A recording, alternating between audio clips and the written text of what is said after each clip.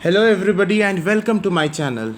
Today, we are going to start the fourth chapter of physics, pressure in fluids and atmospheric pressure, for class 9. So, this is our first lecture for this chapter. The first term that we have to understand in this chapter is thrust.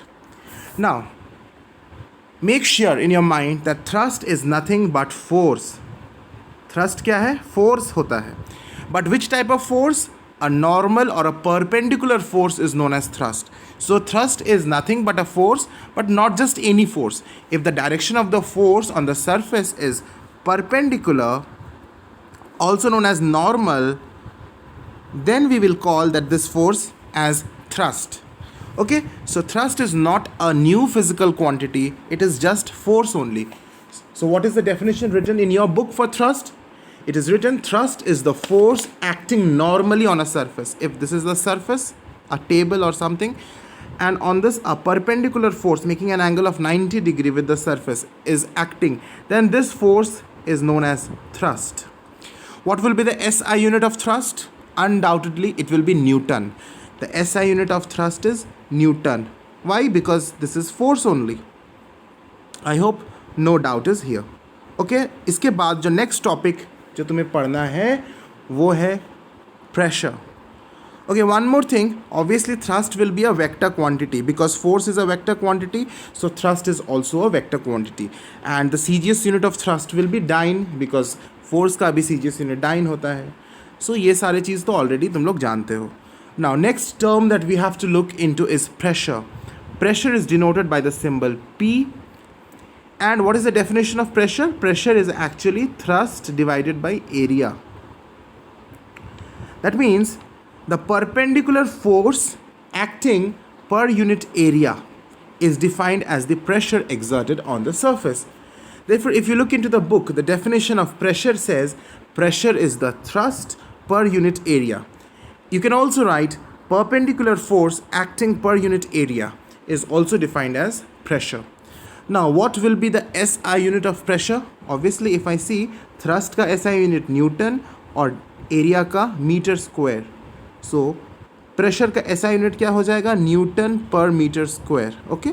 This is the SI unit of pressure and we give a special name to this Newton per meter square. We call it Pascal. यानी 1 Newton per meter square is equal to 1 Pascal. And this is the SI unit of pressure. Pascal is the SI unit of pressure, which is denoted as PA. Now, there is a very important thing I would like to tell you. Whenever you are writing in full word Pascal as a unit of pressure, तो उसमें P को small लिखना, PASCAL Pascal, P small होगा अगर तुम unit के हिसाब से लिख रहे हो तो, और symbol में P capital होगा, A small होगा. न्यूटन भी जब तुम फोर्स का यूनिट लिख रहे हो न्यूटन, तब जब तुम उसे एज अ यूनिट लिख रहे हो, then you should write n small, NEWTON, Newton. This is denoting the unit of force and in symbol n will be capital. Okay, similarly if you are writing for say joule for work, यहाँ तो हम लोग work discuss नहीं कर रहे हैं, लेकिन मान लो कि for making you understand I am giving some examples. For example, if you are writing the SI unit of work joule, अगर as a unit लिख रहे हो तो J small होगा, JOULE joule if you are writing the full word, and in symbol J will be capital. That means whenever you are writing the full word for Pascal, Joule, Newton, which are also the names of the scientists. Newton is the name of a scientist, Joule is also the name of a scientist, Pascal is also the name of a scientist. Okay, so there if you write the first letter capital of Joule J capital, Newton का N capital, Pascal का P capital, then it would not mean as the unit. अगर capital लिख देते हो first letter, तो it would mean as a proper noun and it will mean as the name of the scientist and not the unit. और जब मैं उसको as a unit लिखूंगा तो मुझे ये letters small लिखने होंगे. Anyway, अब इसको हटाते हैं, ये Newton joule. Now we are back to Pascal. We were discussing of pressure. So Pascal is the SI unit of pressure which is denoted as PA. Pascal होता क्या है अभी हमने देख लिया, न्यूटन पर मीटर स्क्वायर को ही pascal बोलते हैं. तो क्या मैं ऐसा लिख सकता हूँ 1 Pascal is equal to 1 Newton per 1 meter square. अभी हमने डिस्कस किया ना, newton per metre square is pascal. So 1 Pascal is equals to 1 Newton per 1 meter square. And now it becomes very easy for us to define 1 Pascal, isn't it? How we will define? First look at this mathematical equation that we have written. इसी से हम 1 pascal का definition लिख देंगे. 1 pascal is defined as the pressure on a surface of area 1 metre square. Area कितना होना चाहिए? 1 metre square. When a force of 1 newton is acting normally on it. जब 1 मीटर स्क्वायर एरिया पर 1 Newton का perpendicular force लगता है, तब हम बोलेंगे कि 1 पास्कल का प्रेशर एक्सर्ट हो रहा है सरफेस पे. So this is a very easy definition. देखो, डेफिनेशन रटो नहीं. अगर तुम्हें ये फॉर्मूला याद है, pressure equals to thrust by area, तो आराम से तुम लिख सकते हो 1 pascal equals to 1 newton by 1 metre square, और उसी से तुम ये 1 पास्कल का डेफिनेशन भी फ्रेम कर सकते हो. That is, read out the definition. 1 Pascal is the pressure exerted on a surface of area 1 meter square by a force of 1 Newton acting normally on it. So I hope you are understanding all these things. Keep on writing and take down notes of your own. Okay. Other units of pressure are, before I move to the next topic, other units of pressure are, bar is there, atmospheric pressure is there. Anyway, let us study what is the relation between Pascal and bar. So you should know it. 1 bar is equal to 10 to the power 5 Pascal. ये relationship याद रखना. 1 bar is equal to 10 to the power 5 Pascal. कभी कभी numericals में इसका ज़रूरत पड़ जाता है. ठीक है. अगर हम मिली बार की बात करें, सो 1 मिली बार, we know milli means what? 10 to the power minus 3, undoubtedly. 1 millibar is equals to 10 to the power minus 3 bar, and then correspondingly we can easily convert it to Pascal also. Pascal में convert करेंगे तो divide हो जाएगा 10 to the power 5000 से, we will divide, और क्या बचेगा? 10 to the power 2 Pascal. Okay. So please memorize these equations, these relations. 1 bar is equals to 10 to the power 5 Pascal. 1 millibar equals to 10 to the power 2 Pascal. Undoubtedly. ठीक है. Now moving to the next type of topic. Okay, just look at this equation once. P equals to thrust by area. Pressure equals to thrust by area. If I look at this equation, let me clear the screen and make the screen more presentable. Now there is a very important concept to understand over here. Pressure is equals to thrust by area. If this perpendicular force is constant, then what is the relation between pressure and area? If we can see easily that pressure and area are inversely related. है ना? Pressure अगर बढ़ेगा तो area घट जाएगा, area घट जाएगा, pressure बढ़ जाएगा. This is the simple thing that we can conclude from this equation. Pressure and area are inversely related, not directly related. Whereas force and pressure are directly related if the area is constant. ठीक है? Now how do we understand it with a practical in our day-to-day life? This is not a very new thing. You all have studied in class 8 also.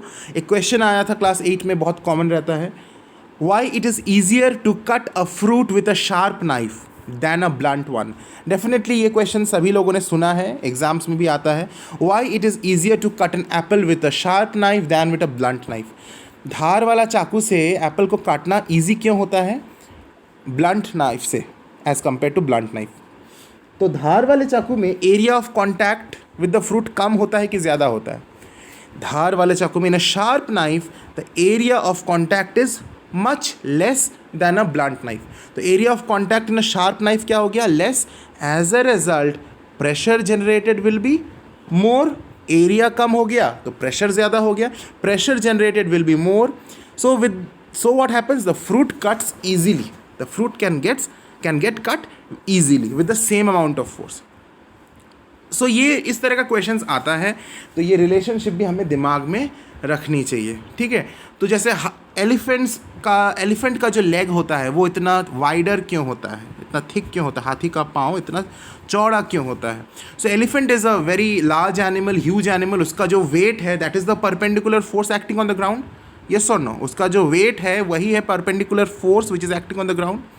Now अगर ये उसका पैर broader है, then what is happening? The area of contact is increased due to this broad feet of the broad legs of the elephant. So area of contact बढ़ गया.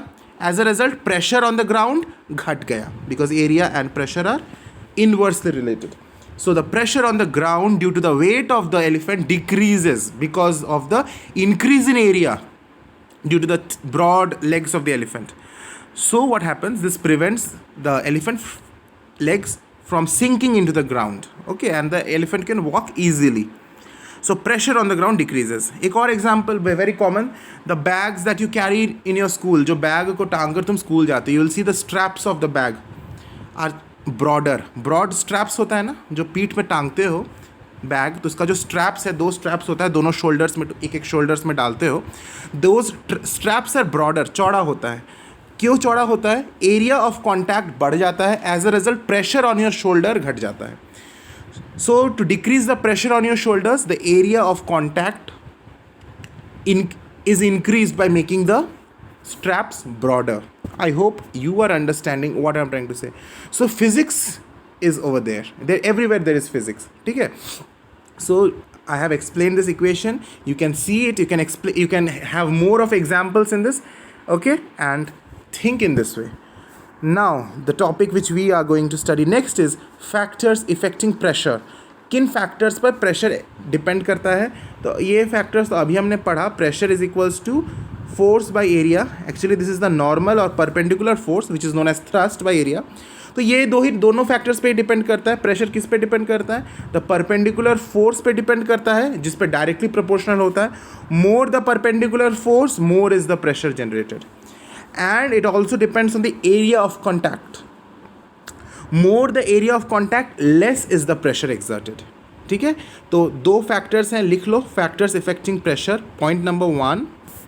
First point क्या है, अब तो तुम आराम से लिख सकते हो, परपेंडिकुलर फोर्स. लिख लो, चलो मैं भी लिखता हूँ. परपेंडिकुलर फोर्स, जिसको ब्रैकेट में लिखो थ्रस्ट बोलते हैं. एंड इसको एक्सप्लेन करो. Pressure is directly proportional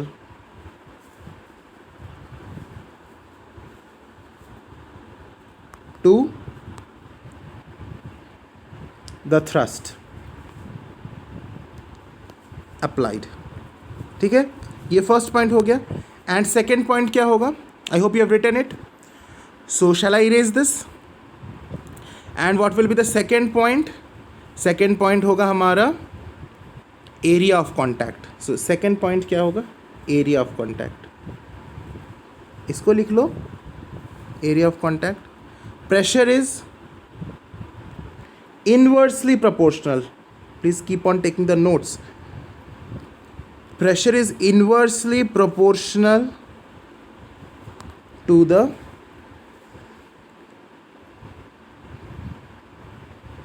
pressure, sorry, to the area.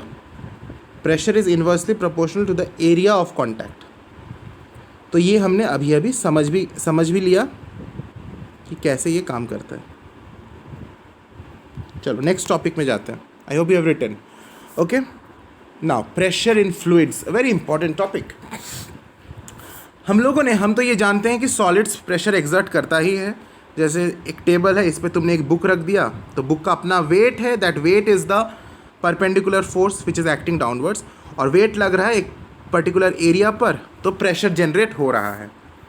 तो सॉलिड्स डेफिनेटली प्रेशर एक्सर्ट करता है.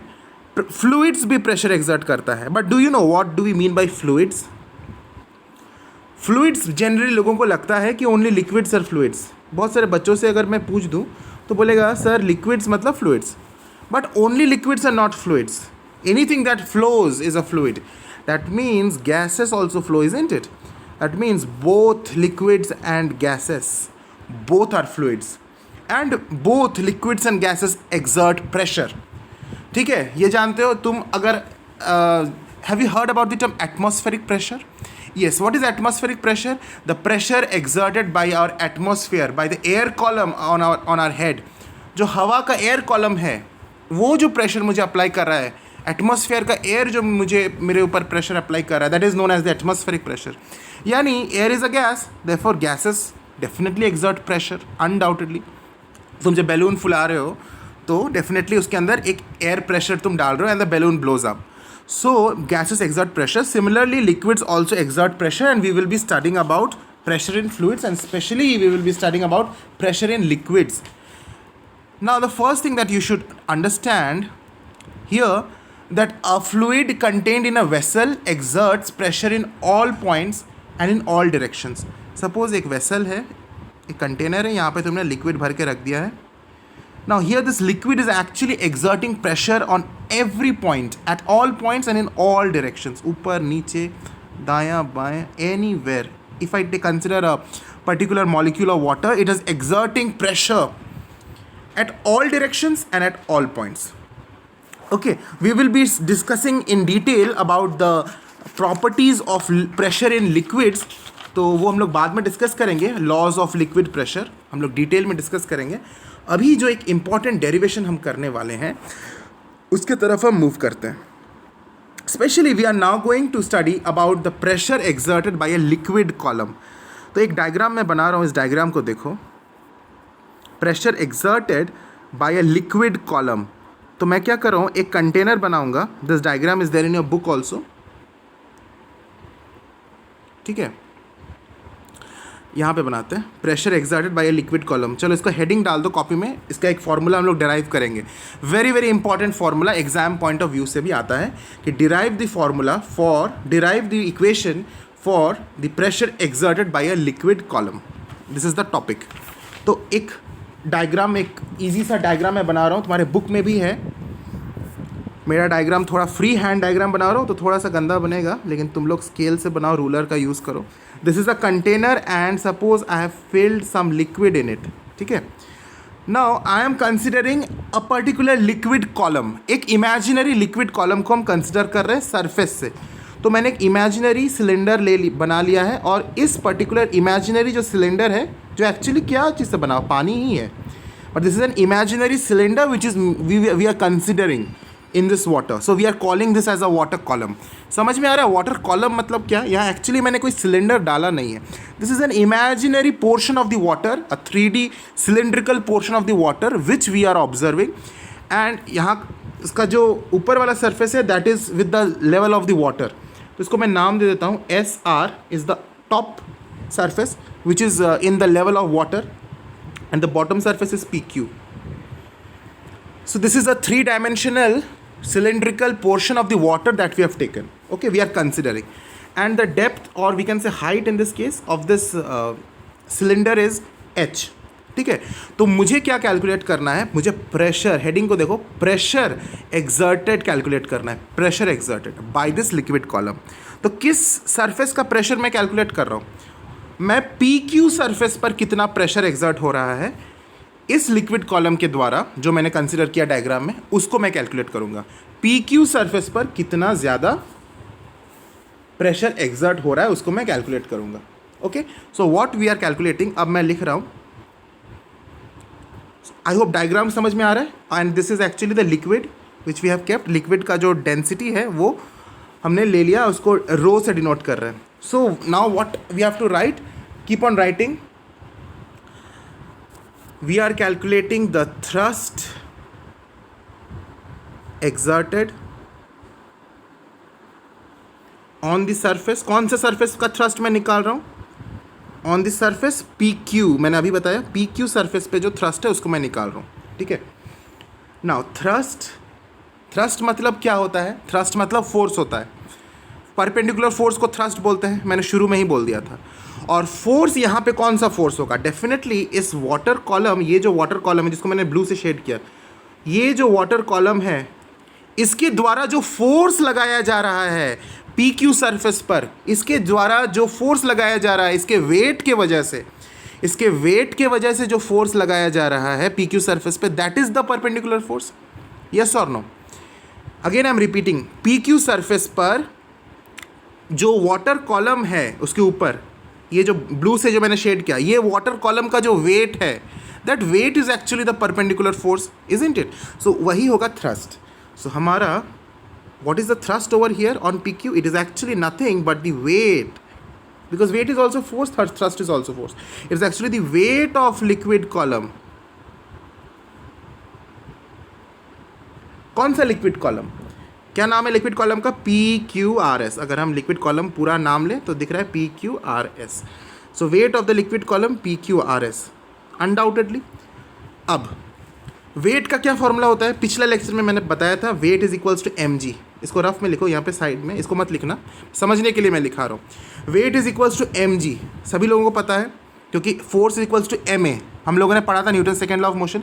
F is equals to M A, तो एफ के जगह यहाँ डब्ल्यू लिख दिया हमने, क्योंकि force is weight over here and A is actually acceleration due to gravity, so G, तो W is equals to M G. तो यहाँ पे भी जो वेट हम यूज़ करेंगे ना, वहाँ पे हम लोग एम जी यूज़ कर रहे हैं।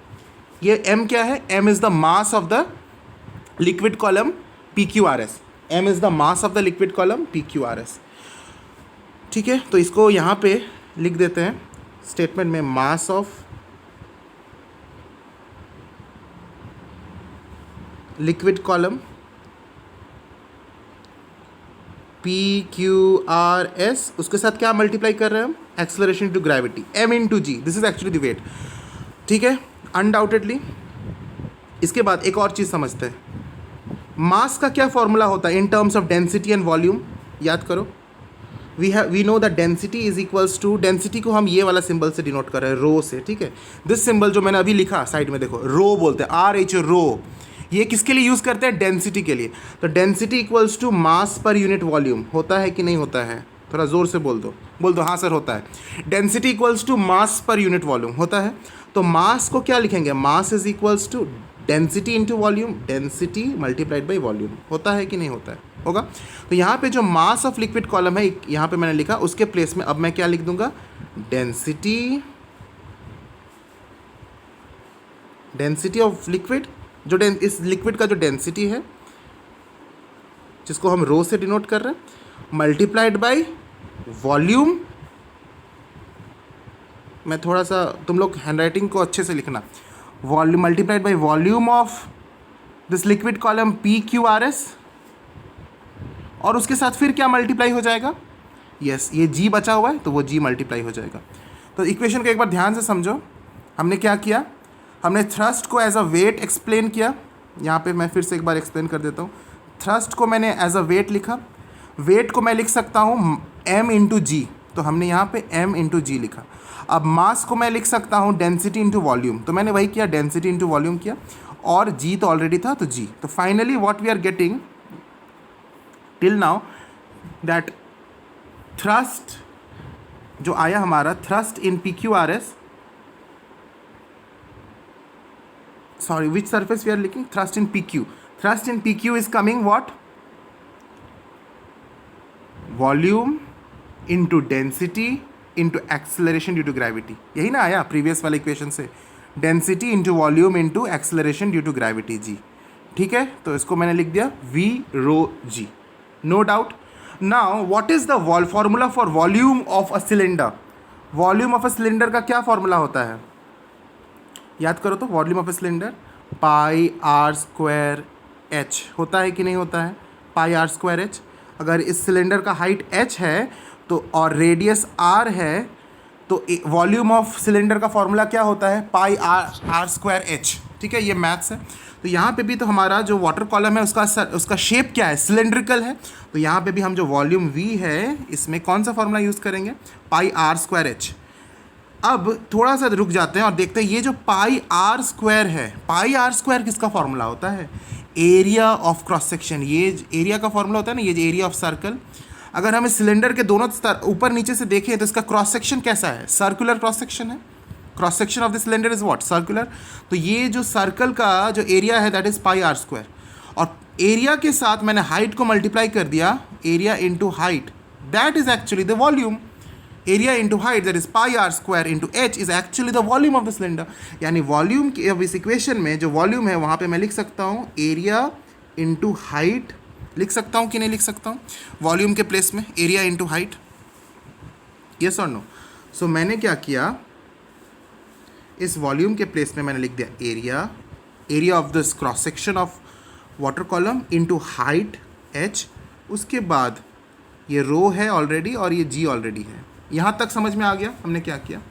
तो ये हमारा निकला थ्रस्ट निकला, लेकिन हम कैलकुलेट क्या कर रहे हैं, हेडिंग में देखो, हम प्रेशर कैलकुलेट कर रहे हैं, थ्रस्ट तो कैलकुलेट नहीं कर रहे। तो अभी हम प्रेशर कैलकुलेट कर देते हैं, वेरी इजी। अब थ्रस्ट से प्रेशर निकालना बहुत ईजी है, थ्रस्ट इन PQ निकल गया, अब प्रेशर एट PQ निकालना है। तो प्रेशर का फॉर्मूला क्या होता है? प्रेशर का फॉर्मूला होता है थ्रस्ट डिवाइडेड बाय एरिया। तो थ्रस्ट हमारा कितना निकला? ए एच रो जी, ये हमारा थ्रस्ट निकला, डिवाइडेड बाय एरिया। एरिया हमारा ए होता है, ए है area of this cross section. A cut जाएगा, फाइनली हमें क्या मिलेगा? एच रो जी। चलो मिल गया। And this is the pressure P, pressure exerted by a liquid column at the height, pressure exerted by a liquid column at the depth of h units, that is equals to h rho g. इसको याद कर लो, P equals to h rho g. This formula is applicable only for liquids, only for fluids, where h is the height of the liquid column, rho is the density of the liquid and g is the acceleration due to gravity. इस formula को हम लोग use करेंगे numericals में, और तुम्हें ये समझ में आ जाएगा कि इसका प्रैक्टिकल यूज़ कहाँ पे हो रहा है, कैसे हम यूज़ कर रहे हैं। तो एक बहुत इजी क्वेश्चन आता है एग्ज़ाम में। अब तुम लोग इतना समझ गए हो तो ये क्वेश्चन भी कर ही लोगे। क्वेश्चन इस तरह से आता है, व्हाट आर द फैक्टर्स, मैं लिख देता हूँ, factors affecting the pressure at a point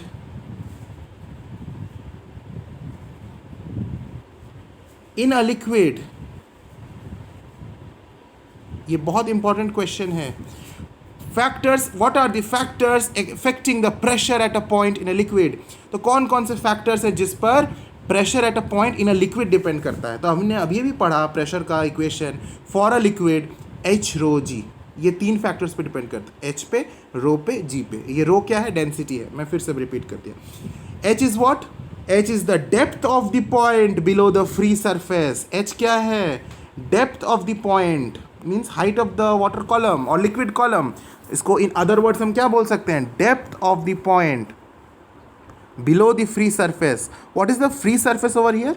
free surface मतलब द टॉप मोस्ट सरफेस, ऊपर का सरफेस को बोलते हैं फ्री सरफेस। वहाँ से कितना डेप्थ हो रहा है पॉइंट का, उसको बोलेंगे depth of the point below the free surface, उसी को हम एच ले रहे हैं। रो क्या है? Rho is the density of the liquid and G is what?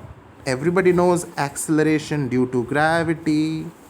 ठीक है, ये तीनों फैक्टर्स पर डिपेंड करता है और तीनों के तीनों फैक्टर्स पर डायरेक्टली प्रोपोर्शनल होता है। तो मैं एक पॉइंट नंबर 1 लिखना है, depth of the point below the free surface and it is pressure at a point in a liquid is directly proportional to the depth of the point below the free surface. Point number 1। Point number 2 क्या होगा? Pressure at a point in a liquid is directly proportional to the density of the liquid, लिख लोगे। And point number 3 क्या लिखोगे? Pressure at a point in a liquid is directly proportional to the acceleration due to gravity. तो ये तीनों factors पे pressure at a point depend करता है। तो आज का लेक्चर हम यहीं पे एंड करते हैं।